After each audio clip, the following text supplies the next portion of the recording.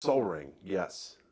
Uh, that was one that it was kind of easy um, to paint it just because it was water-based media is always like great for things like, flames and clouds and stuff. It's actually kind of harder to work with like, softer sort of like accidental sort of effects with gouache, but with this liquid watercolor that I was using, it's really easy to just like, dip some water and then just kind of dab like, some pigment into it, and sometimes you get these accidental effects that you keep going with.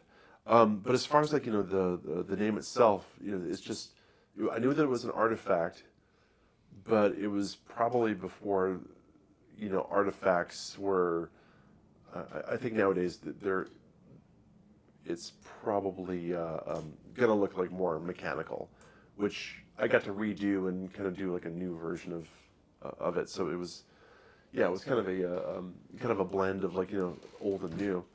But early on, I thought, the artifact doesn't really need a scale. I mean, it could be something that's cosmic in size.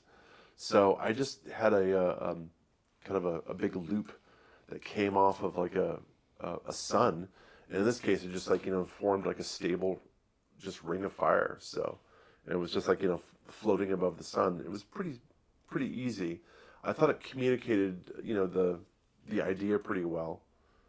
Um, but it's also sort of like City of Brass. It's one that's been reinterpreted a lot of really cool different ways. Everybody's got their own interpretation of what a soul ring should look like, and I think that's awesome.